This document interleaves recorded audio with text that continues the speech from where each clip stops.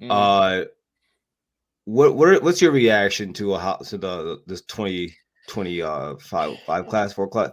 Yeah, Yeah. it's 2025 class. So, I mean, it's a top 5 class. As I mentioned on the stream, it's good. It's very good. You Hmm. know, I there are some high level guys in there, and even since I went live yesterday, they added one more. Jocko Carter did end up signing. Yeah, You know, that was he huge.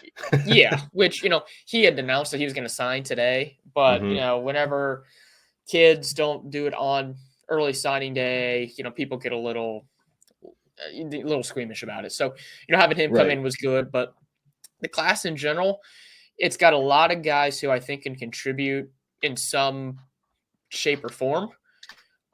There's only a few guys though that I think are going to be elite talents. I think Devin Sanchez, he's probably my favorite guy in the entire class. As I mentioned yesterday, he's a guy Hmm. that can really shut down one side of the field. He's the number one corner in the country. He is someone that can play man, zone, uses his hands well. He actually turns and looks for the ball, which is something Ohio State corners have issues with right now. Um, Yes. but he's a guy that I think they really can build around in the secondary. And with Denzel Burke leaving, Jordan Hancock leaving, possibly Ganosin also leaving, they're going to need guys to step up and fill those empty spots. And Sanchez is someone who I think can possibly contribute day one. And the other guy who I think is Hmm. elite is obviously, the top guy in the billing of this class, Tavian St. Clair. Um, Yeah. and I know you are also kind of on that train where he might be able to start next year, right away at the Hmm. quarterback spot, but we'll see. With him, Julian Sand, Aaron Nolan, it's going to be a three-way battle. I think. I don't. As I said on the stream, I don't think Devin Brown's really going to play much of a factor. Lincoln Keenanhold certainly won't. So Yeah. I think it's kind of a three-horse race there, and I do think St. Clair, will start here at some point.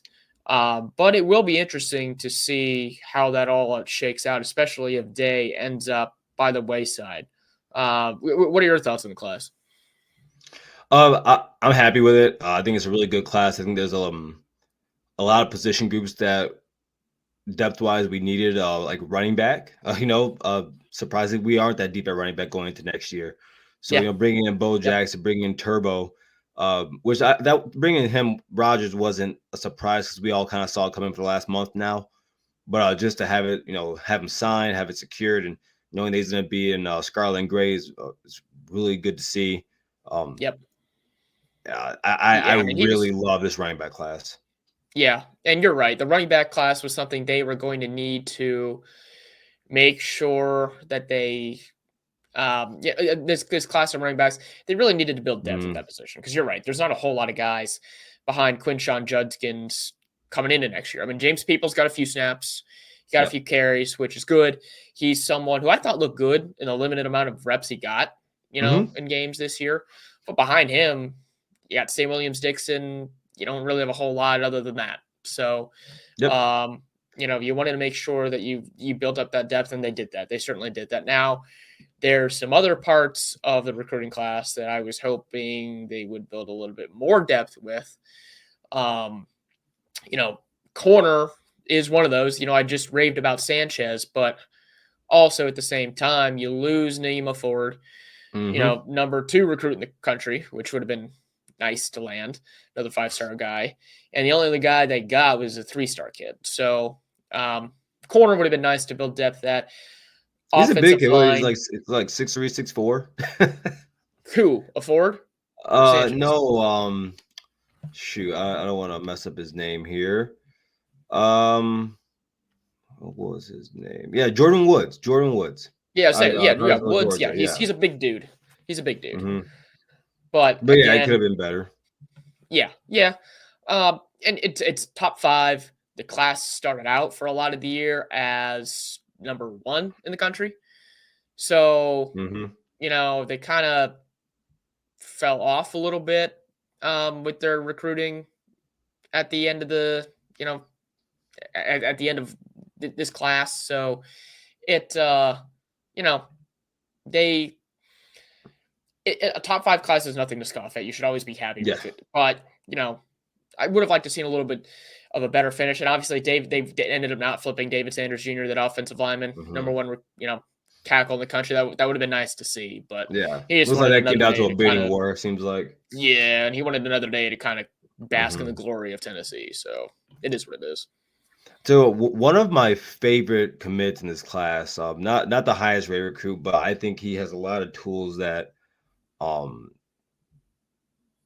a lot of tools coming into college that a lot of guys don't have out of high school. That's Desi Jones, Mm. Desi Jones. I'm not sure Yeah, Desi Jones. Desi Yeah, Jones.